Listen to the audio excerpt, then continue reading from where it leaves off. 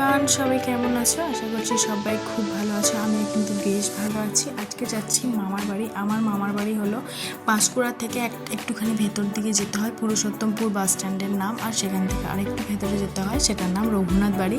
তো রঘুনাথ বাড়িতে তোমরা সবাই আশা করছি কেউ কেউ জানো যে রঘুনাথ বাড়িতে হয় কি মেলা হয়, যে মেলাটা রথের মেলাই বলতে গেলে, কিন্তু সেটা দশমীর দিন থেকে হয়। তো সেটাই আজকে দেখতে আমরা বেরিয়ে পড়েছি, বাসে করে যাচ্ছি।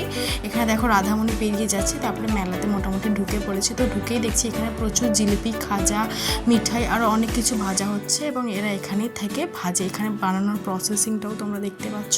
অনেকটা রাত্রি করে যেহেতু পৌঁছেছিলাম, তাই জন্য বেশ মেলাটা ফাঁকা ফাঁকা ছিল। আর এই মেলাতে কিন্তু অবশ্যই করে মাদুর, চাটই আরও যা যা থাকে সব বিক্রি হচ্ছিল। এখানে কিন্তু মাছের কাঁটা, ছিপ, হ্যাঁ, আর মাছের চার, মাছের যাবতীয় জিনিসপত্র এখানে বিক্রি হয়। এখানে প্রচুর প্রচুর দোকান বসে। মানে এই মেলাটা অ্যাকচুয়ালি হয় 15 দিনের মেলা। আগেকার দিনে এখানে রাজারাই মেলাটা শুরু করেছিল। রামচন্দ্রকে আর কি যখন সীতা মাকে মানে অপহরণ করে নিয়ে চলে গেছিলো রাবণ, তো এখানে মানে দশমীর দিনকে না একটা রাবণ পোড়াও হয়, যেটা আমি এবারে আসতে পারিনি দেখতে। হ্যাঁ, আর ওই রাবণ পোড়াটা হওয়ার পরে সীতা মাকে নিয়ে রামচন্দ্র ফেরেন আর কি। তো এখানে একটা মন্দির আছে, চলো পুরো ভিডিওটা দেখতে থাকো। আমি মন্দিরেও নিয়ে যাব। মন্দিরে গিয়ে আমি সমস্ত ডিটেলসটা হয়তো এই ভিডিওতে বলতে পারবো না, তবে তাড়াতাড়ি আমি আরও একটা ভিডিও আনবো যেটাতে আমি সমস্ত ডিটেলসটাই বলবো, এখানের কাহিনীটা।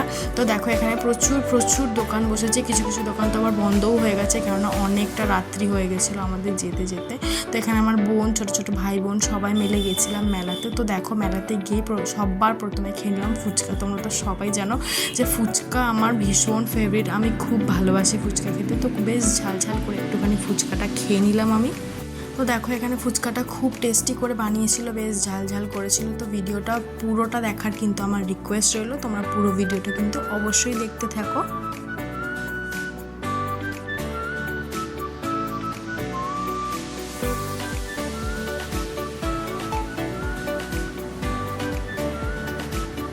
তো এখানে দেখো প্রচুর প্রচুর ব্যাগ দোকান বসেছে। আমার বোন বারবার দেখতে যাচ্ছে এইটা ওটা, কিন্তু বিশ্বাস করো এখানে জিনিসপত্রের এত দাম হয়েছে যে কারণে কেনাটা একদমই মানে কম দামের জিনিস এখানে বেশি দামে বিক্রি হচ্ছে। তো যাই হোক এখানে আমি খুব একটা কিনিনি, তবে একটা ব্যাগ কিনেছি যেটা আমি শর্ট ভিডিওতে তোমাদের সাথে শেয়ার করেছিলাম। তারপরে চলে এসেছি মন্দিরের ভেতর। দেখো এখানে প্রচুর রাইডস বসেছে আর এখানে প্রোগ্রামও হচ্ছে আর কি। তো প্রোগ্রামটা একটুখানি বেশ দাঁড়িয়ে দাঁড়িয়ে দেখছিলাম। তারপর দেখছি প্রোগ্রামের কাছে বেশ অনেকটা ভিড় হয়ে রয়েছে। তো এখানে প্রচুর খাবারের দোকান বসেছিল, প্রচুর প্রচুর স্টলও ছিল। এখানে ব্রেক ড্যান্স আছে, এই যে ছোটো বাচ্চাদের মানে রাইডসগুলোও আছে, বড়দের নাগরদোল্লা আছে। হ্যাঁ, আর এই যে এই রথটাই কিন্তু টানা হয় দশমীর দিনকে রামচন্দ্রকে উল্লেখ করে। মানে এই রথটা কিন্তু জগন্নাথ দেবের রথ না, এটা আর কি রঘুনাথ বাড়ির রঘুনাথজিও একটা মন্দির আছে, সেই মন্দিরে থাকে রামচন্দ্র। এবং সেই রামচন্দ্রকে নিয়ে আর কি এই মেলাটা। রামচন্দ্র সীতামাকে যখন রাবণ মানে অপহরণ করে নিয়ে চলে গেছিলো, তারপর যে রামচন্দ্র গিয়ে সীতামাকে মানে রাবণের হাত থেকে বের করে নিয়ে এসেছিল, মানে ওর গুহা থেকে বের করে নিয়ে এসেছিল, তো রাবণকে যে বধ করে এসেছিলো সেই জিনিসটাই কিন্তু ওখানে হয়। তো চলো এবার মন্দিরের ভেতর ঢোকা যাক। মন্দিরের ভেতর ঢুকে তোমাদেরকে সবটা ভালোভাবে দেখাবো। তো পুরো ভিডিওটা কিন্তু দেখার রিকোয়েস্টটা রইল।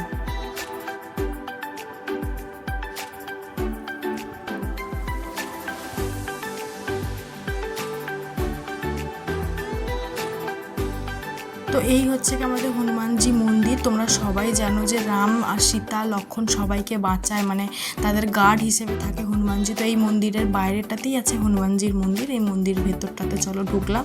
মন্দিরের ভেতরটা পুরো সেই পুরনো রাজবাড়ির মতো, দেখো তোমরা পুরনো রাজবাড়ির মতো মন্দিরটা। মানে বেশ দারুণ একটা সুন্দর জায়গা, বেশ নিস্তব্ধ জায়গা। এখানে ঠাকুরের ভোগ প্রসাদ হয়, অন্নপ্রসাদ হয়, বাল্যভোগ হয়, সব কিছুই হয়। তো দেখো কি সুন্দর ভেতরটা। আর মেলা বলে না খুব ভালো করে লাইট দিয়েছে। আর এই জায়গাটাতে না রামচন্দ্রকে রামনবমীর দিনকে স্নান করানো হয়, সেটার ভিডিওটা কোনো না কোনো দিন তোমাদের সাথে না হয় শেয়ার করবো। আর এখানে ঠাকুরমশাই বসে আছে, চরণামৃত দিচ্ছে, তারপরে একটুখানি দক্ষিণা টাইপের নিচ্ছে। আর এখানটা পুরো রাজবাড়ির মতো। আর এখানে রাজাটার নামটা আমার ঠিক মনে করতে পারছি না, তবে নিশ্চয়ই কোনো না কোনো দিন তোমাদেরকে আমি এখানে রাজার নামটাও আমি বলবো। তো দেখো এখানে মোটামুটি ফাঁকাই ছিল আর বেশ ঠান্ডা ঠান্ডাও লাগছিল, কারণ এই ভেতরে প্রচুর প্রচুর গাছপালা, তো তাই জন্য। তো তো এখানে আমার বর খুব ভালো করে ভিডিও করছে। এবার চলো মন্দিরের ভেতরটাতে যাই, মন্দিরের ভেতরে গিয়ে তোমাদেরকে দেখাই মন্দিরের ভেতরে কি কি ঠাকুর আছে।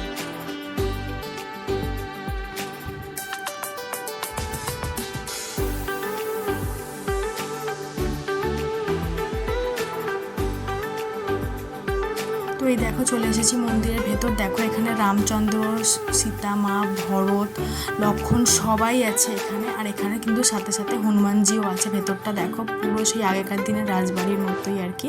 তো এখানে খুব ভালো লাগছে এসে। তো এখানে প্রচুর, আর এইটা হচ্ছে কি কামান, ঠিক আছে। এই কামানটা একটা পুকুর আছে, সেই পুকুরটা আমার ভিডিওটা রাত্রে গেছি বলে তোলা হয়নি। এই কামানটা না একটা সময় মানে জ্যান্ত ছিল আর কি। ওটাকে ছেড়ে দিলে না উনি গড়িয়ে গড়িয়ে যেতেন ওই পুকুরটাতে গিয়ে মাছ টাছ খেতেন। এটা আমি জানি না সত্যি কিনা, তবে কেউ কেউ যদি জেনে থাকো এটা সত্যি কিনা তাহলে কিন্তু আমাকে অবশ্যই জানাবে। আর এইখানে দেখো এই আইসক্রিমটা খাচ্ছি, বেশ ভালোই লাগছিলো এই আইসক্রিমটা খেতে। আর এখানে দেখো বলেছিলাম না মাছের কাঁটা বিক্রি হয়, কত রকমের মাছের কাঁটা আছে এখানে। মাছের কাঁটা, ছিপ, মাছের চার, আর হ্যাঁ এখানে কিন্তু জাল দোকানও আছে, সেটাও কিন্তু তোমাদেরকে দেখাবো। এখানে দেখো প্রচুর প্রচুর দোকান বসেছে, সব ঘুগনি, পাঁপড় ভাজা যা যা থাকে আর কি মেলাতে। তো সেই সমস্ত দোকান বসেছে, আইসক্রিম, রোল, চাউমিন, মোগলাই যা যা হয় তো সব এখানে হয়েছে। আর এই দিদাটা না আমাকে ছোট্টবেলা থেকে দেখছে, ওই কারণে আমাকে দেখে হাসছে। দেখো এখানে কত রকমের মাছের কাঁটা আছে, মানে আমি বলে বোঝাতে পারবো না। দেখো একটা কাঁটা আমি হাতে তুলে দেখালাম, বেশ ভয়ে ভয়ে দেখালাম, কেননা হাতে ফুটে গেলে কিন্তু বিপদ হয়ে যাবে।